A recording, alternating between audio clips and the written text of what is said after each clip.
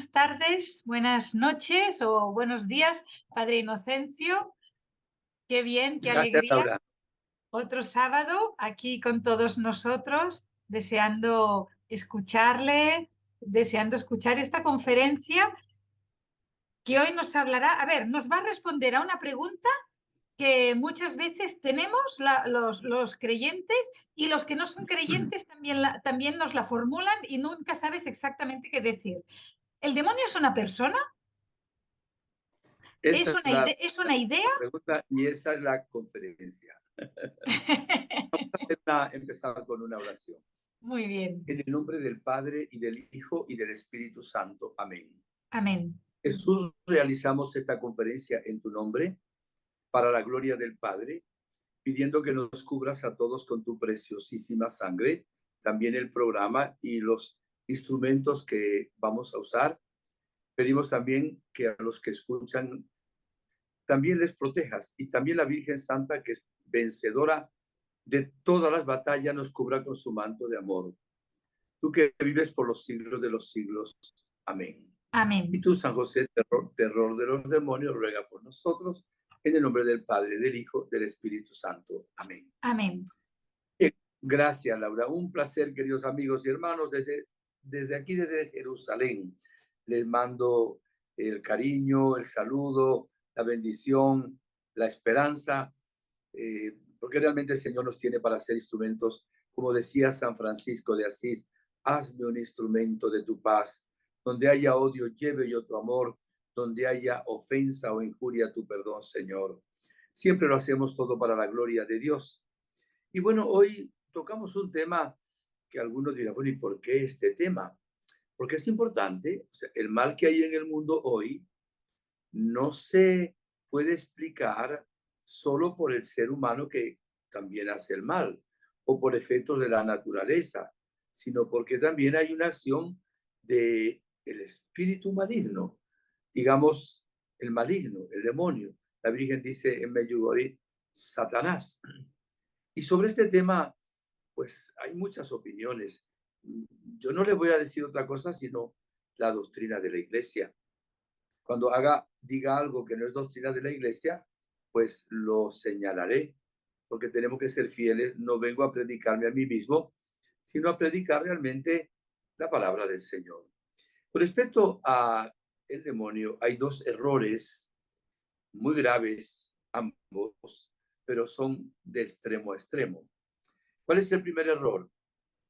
Desconocer que el demonio existe o creer que no existe el demonio. Ese es un error sumamente grave. No hay peor enemigo para uno que el enemigo desconocido, porque tiene la libertad de hacer lo que quiera, porque uno no está atento y evidentemente está escondido. Me gusta decirlo de esta manera. El maligno está como agazapado. Se agazapa, se esconde como para caernos de sorpresa. El otro error, el otro extremo, es cuando uno ha descubierto la existencia del maligno, pues creer que el demonio es como una especie de divinidad, creer que todo lo puede, creer que realmente le debemos tener miedo y caer en el pánico. Ese es un extremo también, es un error. Esto es sumamente importante. Entonces, entre esos dos extremos hay la doctrina realmente de la Iglesia.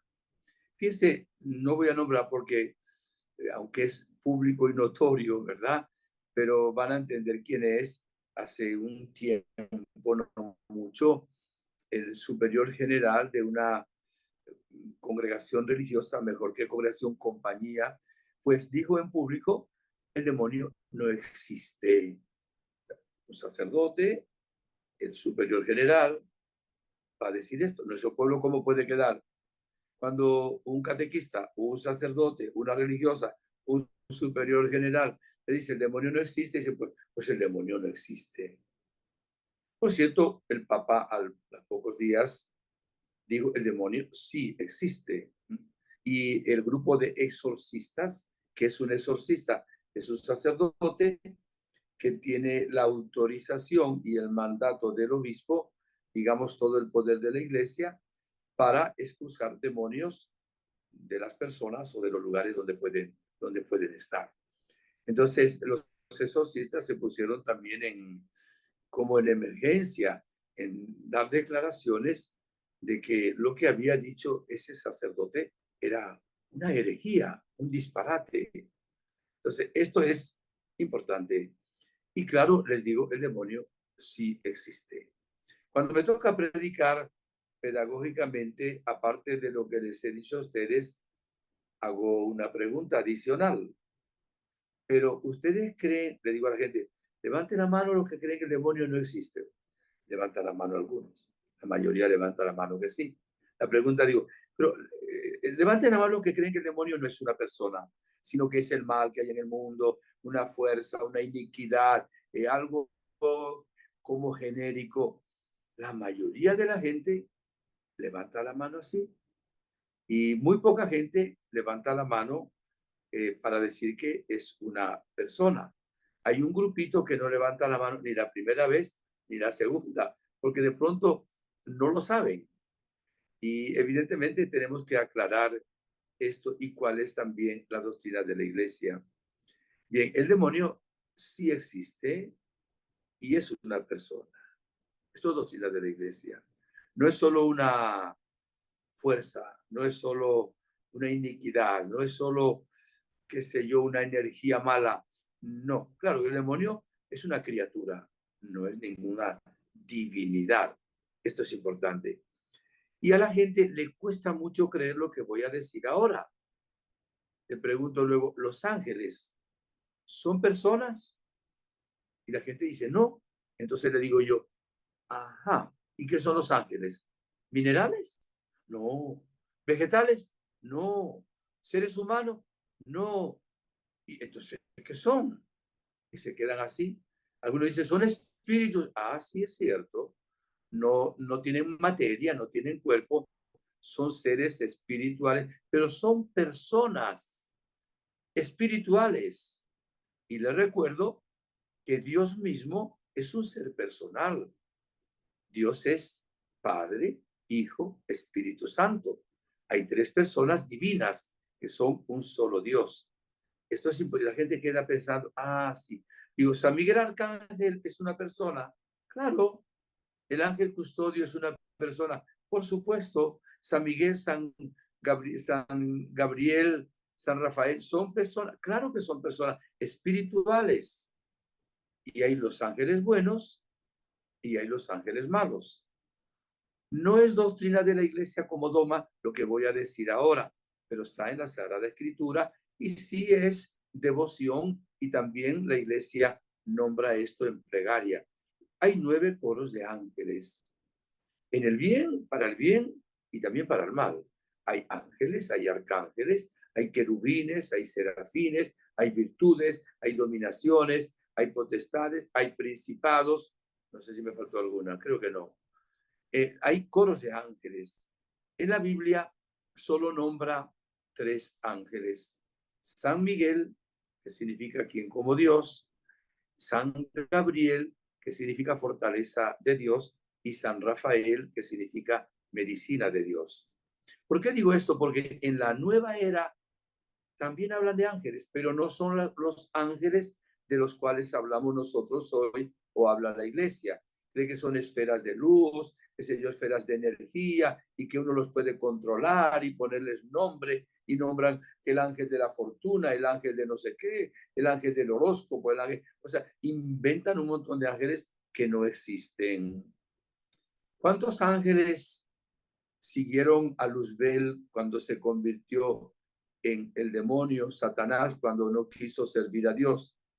Pues no lo sabemos con ciencia cierta. Ciertamente los ángeles fueron millones y millones y millones. Fíjense que solo cada ser humano tiene un ángel custodio. En el mundo hoy hay alrededor de 7.800 millones de personas. Cada uno tiene un ángel custodio. Pero hay un texto en el Apocalipsis cuando habla de la mujer vestida de sol y el dragón y dice que con la cola arrastró una tercera parte de estrellas.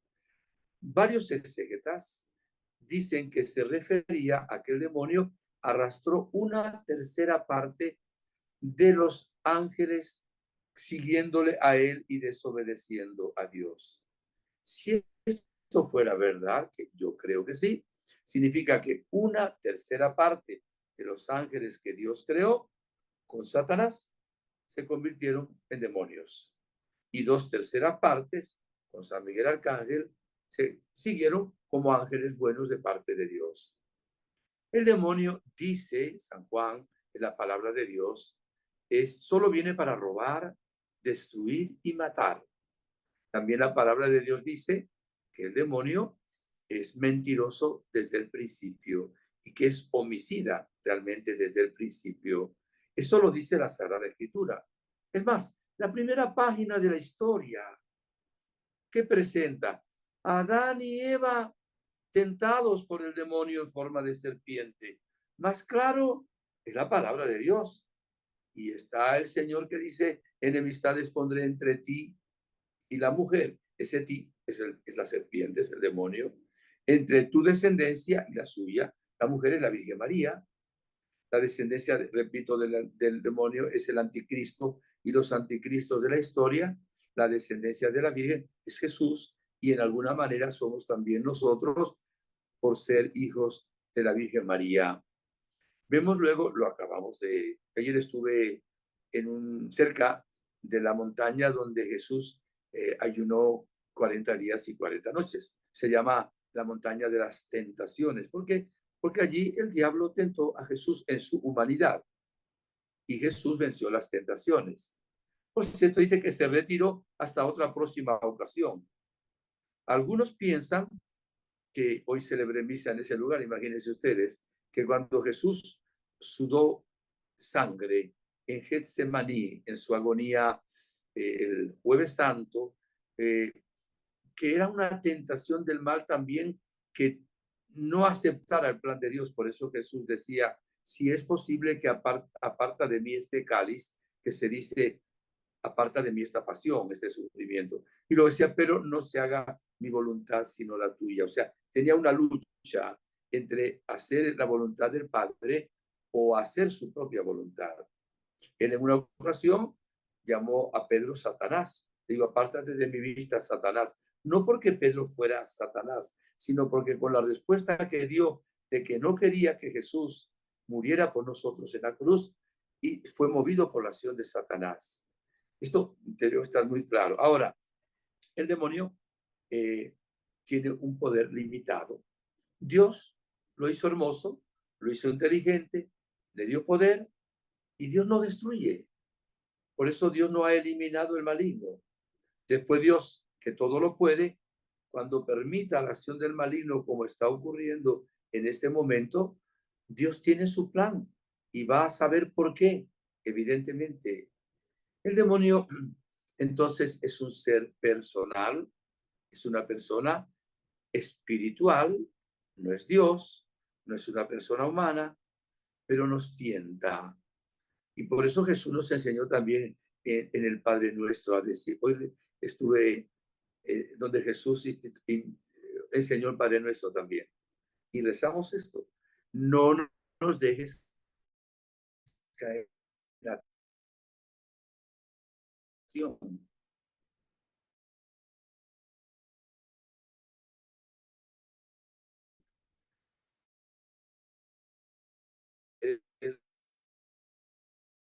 La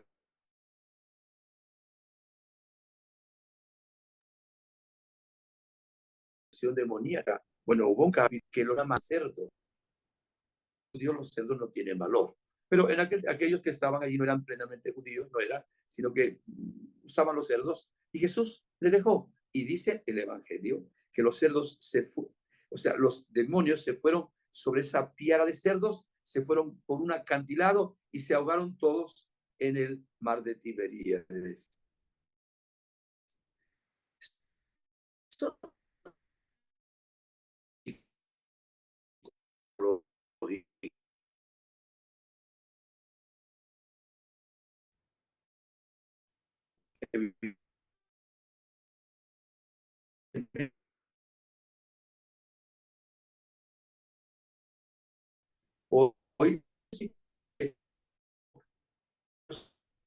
había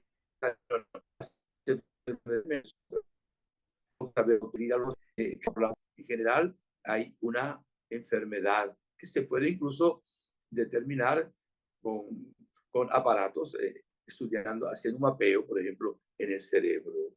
Ahora, el demonio a los seres humanos, él no duerme. El demonio, como no puede nada contra Dios, va contra la obra de Dios. La obra de Dios, pues somos los seres humanos. Y entonces hay unos niveles: la tentación, la obsesión, la opresión y la posesión. Me explico.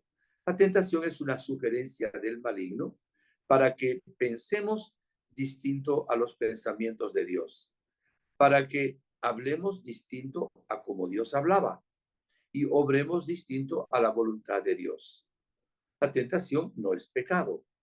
Si uno cae en la tentación, entonces sí es pecado. Por eso dice Jesús: vigilen y oren para no caer en la tentación. No hay ser humano que no sea tentado. ¿Sabe a quiénes tienta más el demonio? A los buenos. ¿Para qué va a tentar a los malos si ya están con él? Le tienta mucho también a aquellas personas que, por ejemplo, han vivido en pecado mortal y ahora quieren convertirse. Les tienta fuertemente.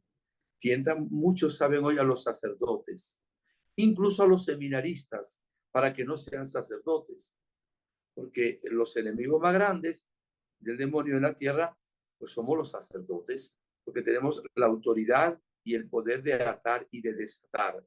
Entonces el maligno tienta hoy mucho a los seminaristas, a los sacerdotes. Estamos en un tiempo de una acción muy fuerte del demonio. Hay varias razones. Hay una revelación privada que dice que Dios permitió por 100 años como una cierta libertad al maligno. Bueno, pues es una revelación privada. Se puede creer, no se puede creer. Eso depende de ustedes. Claro, nos damos cuenta de que en el mundo de hoy hay una gran herejía. Negamos las verdades de fe y también apostasía. Negamos prácticamente a Dios y negamos todas las verdades de fe.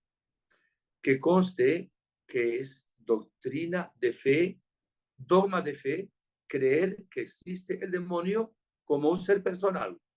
No es solo una carencia, no es solo una malicia, no. Esto lo dijo el Papa Pablo VI, al terminar el Concilio Vaticano II, que aquel que dudara de la existencia del demonio como un ser personal estaba fuera de la ortodoxia de la Iglesia.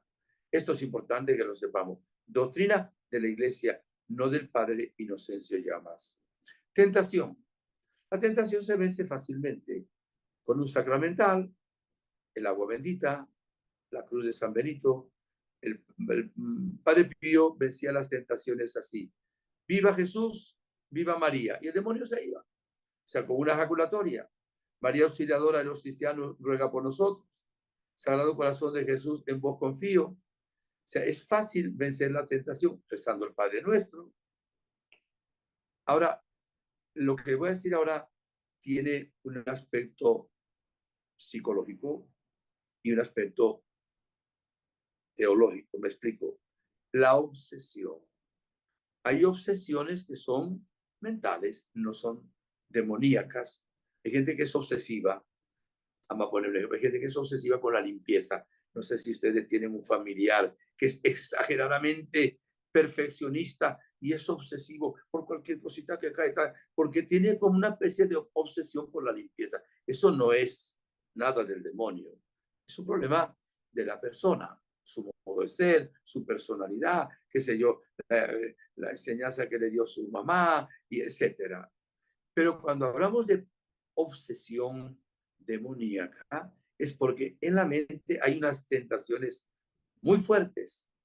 Puede haber gente que cuando está orando le vienen pensamientos tan fuertes en contra de la Virgen, en contra de los santos, disparates, blasfemias. No las quieren las personas. Dice, ¿por qué esto? Yo recuerdo hace años un muchacho de 16 años que viene a hablar conmigo y me dice: padre, me quiero suicidar, pero no sé por qué, pero es que no quiero. O sea, estaba como le venía una tentación obsesiva de que se quitara la vida. Al mismo tiempo decía, pero es que no quiero. Y digo, y yo quiero matar a mi hermano, pero no quiero. Y se echaba a llorar. No quiero. Una obsesión de hacer el mal. Su hermano era un poquito menor que él.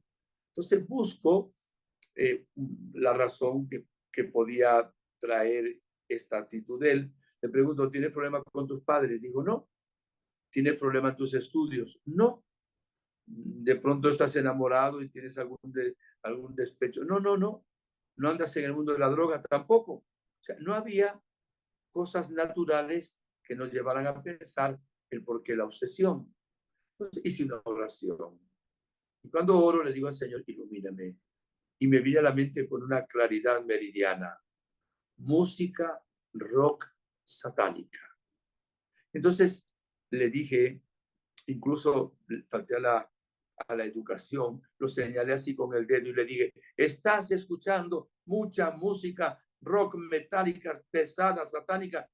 Y me dijo, sí, ¿cómo sabe? Bueno, el Señor me lo acababa de revelar. Le dije, es que mira, esa música lleva a uno a ser rebelde, lo lleva a apartarse de Dios, lo lleva a la droga, lo lleva a imitar a esos conjuntos que se han quitado la vida. Y evidentemente lo que te está pasando a ti es porque escuchas tanta música satánica. ¿Usted cree? Estoy totalmente seguro. Y le pregunté, dime una cosa, ¿qué haces? ¿Cómo escuchas? Me nombró algunos conjuntos de aquel tiempo. En ese tiempo no había CDs, había cassettes. Me digo, bueno, yo me cierro en un cuarto, me pongo unos audífonos, una capa negra con el número 666 y empiezo ahí escuchando, estoy 2 o 3 horas. Digo, ¿tú sabes lo que significa te estás 2 o 3 horas? Además con la capa negra y con el número 666 como arropado por el anticristo y escuchando toda esa basura, te estás envenenando con eso. Esa es la razón por qué tienes esa obsesión. Digo, ¿qué tengo que hacer? Bueno, cuando llegues a tu casa, rompes o quemas esa capa satánica de 166. Los cassettes que son tuyos, los rompes y los quemas. Hablo de los cassettes negativos. Los que no son tuyos, como no son tuyos, pues no los puedes destruir. Se los das rápido a los que te los prestaron. Y eres apóstol, diga, mira, estas cosas no son buenas porque esto hacen daño, para enseñarles a ellos que ojalá escuchen otro tipo de música. Y luego se confesó el muchacho. Hizo una buena confesión. Muchacho bueno, sencillo, y desapareció la obsesión. Esa era una obsesión demoníaca. Cuando a veces hay personas que no es por depresión, sino que tienen algo más de tentación, por ejemplo, de suicidarse, de quitarse la vida, puede haber una obsesión demoníaca. Y no solo necesitan un psicólogo, que es útil, sino que necesitan también una oración personal, una buena confesión, ojalá la dirección de un sacerdote. Luego, cuando actúa el maligno no sobre la mente, sino sobre el cuerpo, aquí los autores usan distintas expresiones. Por eso yo uso una que me gusta, no digo que es la mejor, la llamo opresión. Le llamo obsesión a la mente y opresión a lo del cuerpo. Si escuchan en algún libro alguna diferencia, ya saben lo que les estoy comentando. ¿Qué significa esto? Hay a veces en el cuerpo de un ser humano alguna influencia muy fuerte de algún espíritu del mal. Incluso puede haber alguna enfermedad corporal por algún espíritu del mal. La mayoría de las enfermedades son psicosomáticas, pero hay algunas y los médicos, como no es su campo, no lo pueden detectar. Tienen un origen en la acción de un espíritu del mal. Ayer estaba al lado de la piscina de Bethesda, donde al lado está la iglesia de Santa Ana. Hay una tradición de que se piensa que allí nació la Santísima Virgen María. Y ahí leí el texto del Evangelio de Juan, donde Jesús sana a aquel paralítico que llevaba 38 años enfermo. Se movía el agua, dice la palabra, por un ángel, y había muchísimos enfermos que iban, leprosos, sordos, cojos, mudos, y él ya no tenía nadie que lo metiera. Seguro que su familia se había cansado años a ver y nunca podía. Y pasa Jesús y le dice, ¿quieres curarte? Digo, sí, pero ajá, ¿cómo hago? Llevo aquí 38 años ya y ya no sé qué hacer, porque se mete otro antes que no esté paralítico, que sea un sordo, un mudo de otra enfermedad y ya no logro entrar. Entonces Jesús lo sana y le dice, levántate, toma tu camilla y vete a tu casa. Y lo sana. Él va con la camilla y llega hasta el templo. Y allí lo ven los escribas y fariseos. Y le dicen, ¿por qué lleva la camilla? Es sábado, no se puede llevar la camilla porque no puedes trabajar. Digo, bueno, ¿quién te sanó? Uno que llaman Jesús. Pero bueno, que me sanó me dijo, agarra tu camilla y vete a tu casa. Y empezaron, vamos. Y Jesús se le hizo el contradizo. Le digo, soy yo. Y, entonces, para que lo aceptara como Salvador. Y Jesús le dice esta frase, vete y no vuelvas a pecar, no siendo que te ocurra algo peor. Conclusión, aquella parálisis era por algún pecado grave que la había cometido. Hay otro texto bíblico de una mujer que llevaba 18 años encorvada en castellano. Y dice el evangelista que era por un espíritu, un demonio, que la tenía así. Ningún médico le iba a curar. Y Jesús expulsa el espíritu impuro, no era impuro, el espíritu de enfermedad, y la señora se endereza. Le pongo dos casos bíblicos para saber que también el demonio a veces actúa en el cuerpo. Mire, cuando ha habido mamás, abuelitas que han llevado a los niños a brujos, espiritistas, a gente que le dé ramazo para que no le dé el mal de ojo, para sacar el mal de ojo, le están abriendo también rendijas para que esos niños sean presa de algún espíritu del mal. Y a veces hay enfermedades que se repiten, que los médicos no sé lo que tiene y por qué tiene todo esto, y no lo saben curar. Y sí, una oración de sanación y de liberación lo puede liberar. Bueno, entonces, tentación, obsesión, opresión y posesión demoníaca. La posesión demoníaca es cuando hay un demonio, varios demonios en una persona. Esos demonios le quitan la libertad. Hay posesiones que son permanentes, que duran tiempo, semanas, meses, años, y hay posesiones que son intermitentes, que la persona está tomada por momentos y por momentos no. Así pasa. Entonces, en ese momento, cuando está bajo la acción del demonio, a veces hay conocimientos ocultos, a veces hablan idiomas que no saben hablar normalmente, blasfeman, tienen una fuerza muy grande, a veces entre 7 y 8 personas no se puede controlar, dan gritos, produce eso, angustia, tristeza, escupen, hay un montón de cosas, ¿verdad? Ese es un hecho. Yo no soy exorcista en cuanto que tenga la orden de un obispo para esto, pero en la renovación en el espíritu hay oraciones de liberación. La oración de liberación es lo mismo que un exorcismo. Bueno, hay diferencia. El exorcismo es una oración ritual que tiene la iglesia y que solo la puede hacer un sacerdote con la autoridad del obispo. La oración de liberación, pues la hace un sacerdote porque tiene el poder de atar y de desatar, aunque no tenga el permiso del obispo, pero sin usar el rito del exorcismo. Ese es el exorcismo solemne. Hay una oración que también llaman exorcismo simple, que la hizo León XIII cuando vio tantos demonios alrededor de la iglesia, de la humanidad, y entonces él colocó la oración a San Miguel Arcángel y una oración que se rezaba antes del Concilio Vaticano II, terminando la misa en latín. Después se quitó de ahí, sigue la oración de San Miguel Arcángel en la devoción popular, y eso lo llaman exorcismo simple. Un laico no puede hacer ese exorcismo para liberar a una persona. Un sacerdote, este exorcismo simple, que no es el exorcismo solemne, lo puede usar también para liberar una persona. Creo que esta doctrina es bueno también hacerla. Cuando hay un caso de posesión demoníaca, hay que tener la claridad de que auténticamente es un caso de posesión demoníaca, no que es una simulación o una sugestión o una enfermedad mental. Entonces hay que tener discernimiento. A veces se requiere también un dictamen médico, un dictamen del psicólogo, pero aunque los exorcistas saben muy bien ya cuando es algo del demonio, no por la experiencia que tienen, evidentemente. El exorcista debe estar preparado, estar en gracia de Dios. Cuando sabe que tiene un exorcismo, debe ayunar antes a pan y agua.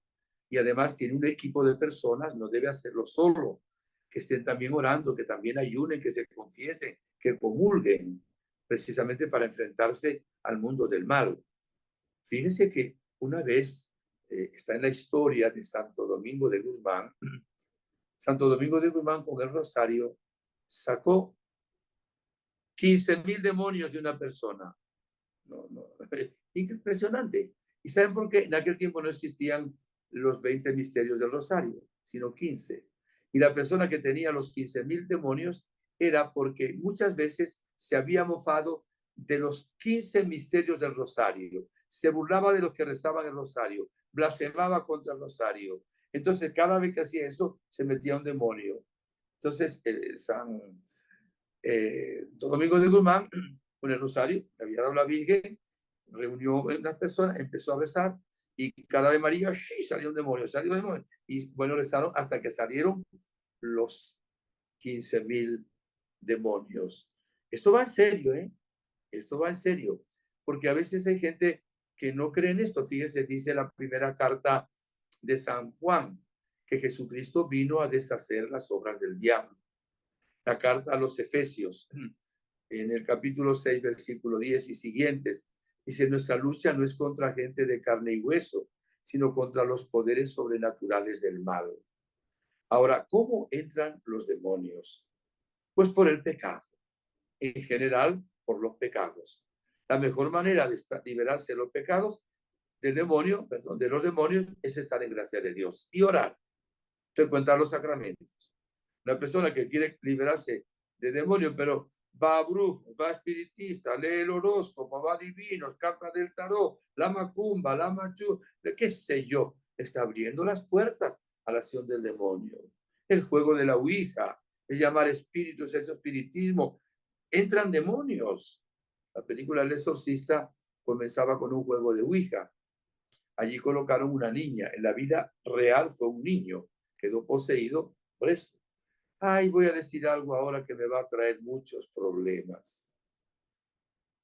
Miren, dicen los exorcistas que el yoga, la práctica del yoga, también le abre las puertas a acción del mal.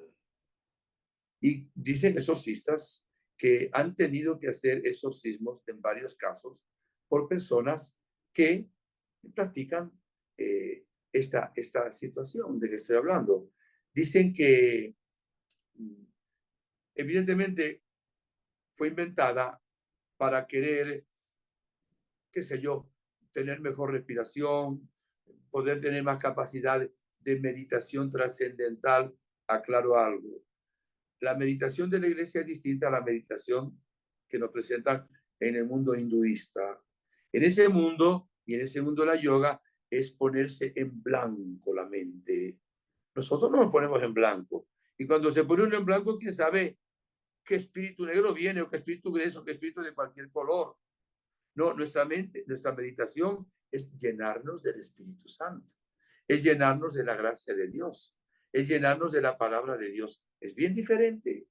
Y también como para aprender a respirar, pero en el fondo es querer comunicarse con unas entidades que son falsos dioses, y cada movimiento que se hace y también a veces las palabras que dicen, que no se conocen muchas veces, que son mantras, pues dicen también como advocaciones a entidades que son espíritus del mal.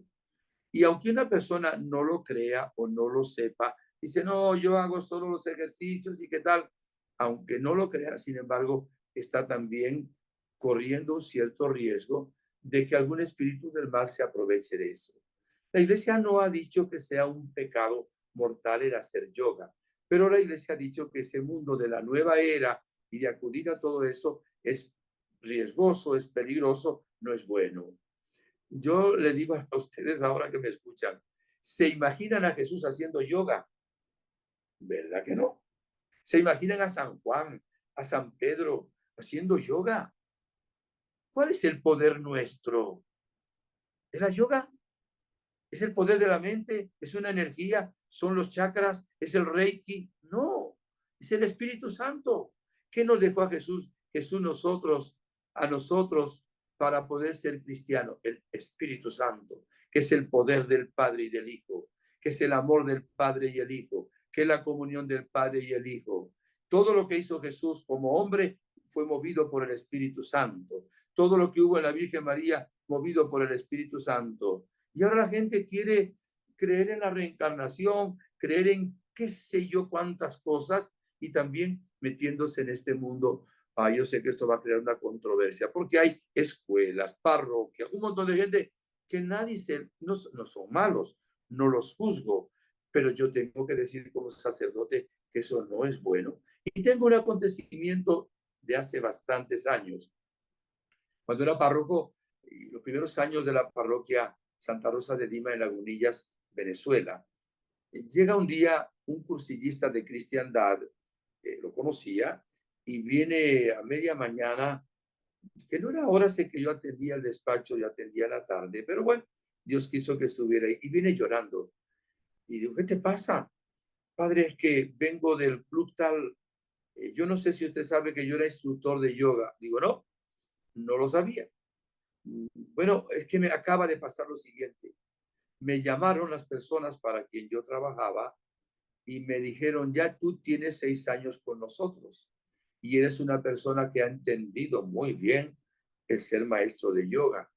Me llevaron a un cuarto raro donde había un ídolo feísimo de tipo oriental, un monstruo por decir, y me dijeron, ahora tienes que rechazar a Jesucristo y creer en esta nueva divinidad. Y él dijo, ¿qué? Jamás. Pues si no haces eso, en este momento eres despedido. Pues seré despedido. Y de ahí corrió a la parroquia y me lo contó. Le dije, hiciste bien, te felicito. No podemos negar a Jesucristo. Dios te dará otro trabajo luego mejor que ese. Pero fíjese, ¿cuándo él iba a imaginar y estaba siendo maestro de yoga, de que un día le iban a proponer estar al servicio de ese ídolo que evidentemente lo iba a llevar para el mundo del mal?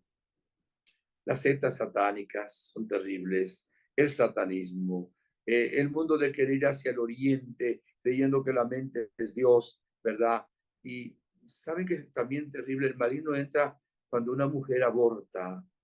He tenido varios casos de mujeres que han abortado y luego tienen una lucha, no siempre es de posesión demoníaca, muchas veces es de obsesión demoníaca, también he tenido casos de posesión demoníaca, o también cuando una persona es homicida. Hay espíritus de impureza también. Dice San Juan Bosco que el mayor número de almas que se condenan al infierno es por la lujuria. Y bueno, ¿cuánta gente hoy la lujuria para ellos? La homosexualidad, no importa. Un trío, no importa.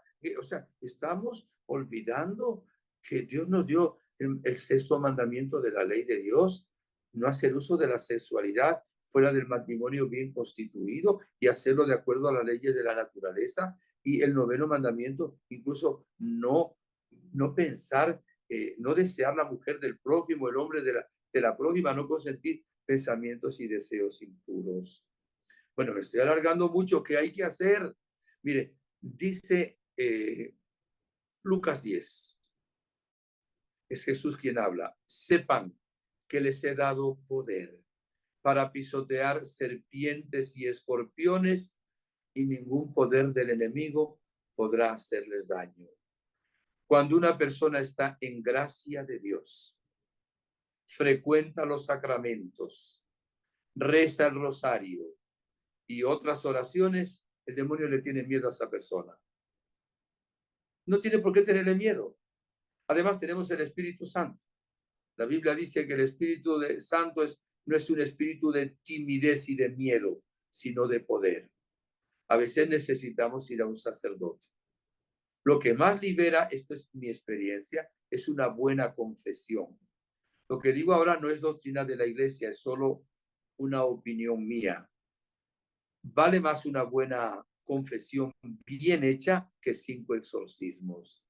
Por eso la Virgen en Medjugorje también nos ha invitado a confesarnos por lo menos una vez al mes. Y bueno, yo aprendí a confesarme una vez a la semana, porque es una manera de humillarnos ante Dios, de limpiarnos ante Él, realmente de estar en una tensión no nerviosa, sino una tensión espiritual en el camino de la santidad. Bien, mis hermanos, usemos los sacramentales. También la Virgen lo ha dicho en Medjugorje. En la casa no tengamos, qué sé yo, cuadros pornográficos, cuadros horrorosos. Pongamos el cuadro corazón de Jesús. Tengamos una cruz hermosa, bendecida, agua bendita, el rosario, qué sé yo, un cuadro de la Virgen milagrosa y recemos en la casa. Y ahí no va a entrar el maligno. Llevemos también un crucifijo, si es posible, o la medalla de la Virgen milagrosa, ¿verdad? Aquí tengo la medalla de la Virgen milagrosa. Voy a ir dentro de poco, Dios mediante, a la medalla de la Virgen milagrosa a París también. Quiero que sepan que ustedes son ovejas mías. Hoy mismo les encomendaba a ustedes en la misa todos los días. Pido por los que se conectan al programa. Les quiero pedir un favor, háganlo viral, para que tantas gente que no puede escuchar esto, escuchen la doctrina de la Iglesia Católica y también una realidad, porque el demonio está actuando hoy, haciendo un daño tremendo en el mundo. Que Dios le bendiga ricamente, que la Virgen le cubra con su manto. Voy a tener otro compromiso ahora. Les bendigo con mucho cariño, en el nombre del Padre y del Hijo y del Espíritu Santo. Amén. Gracias, Laura. Gracias a ustedes, hermanos. Gracias a Jordi también y a todo el equipo. Muchas gracias, Padre Inocencio. La verdad es que yo le iba escuchando y he apuntado muchas preguntas. Me parece que se las voy a hacer un día en privado y preparemos una segunda parte, porque es un tema que suscita dudas, que suscita preguntas y todo lo que usted iba explicando iba pensando, y esto y lo otro, y esto que ha dicho y lo otro y lo demás allá. Y creo, no solo por curiosidad, pero creo que tenemos que estar formados los cristianos y tenemos que saber Sí. las cosas, porque si no, estamos en un mundo de confusión. Y si nosotros no estamos bien formados, nos confundimos a nosotros, pero podemos confundir a los otros también. Y necesitamos esta formación. Es verdad que el demonio, nuestra formación tiene que estar en Cristo, pero esto hay que saberlo. Pero todo lo que usted Gracias. contado y más cosas hay ¿Cómo que no? saberlas. ¿Eh? Si Dios quiere, hasta el próximo sábado. Ánimo. Hasta el próximo sábado. Muchas gracias.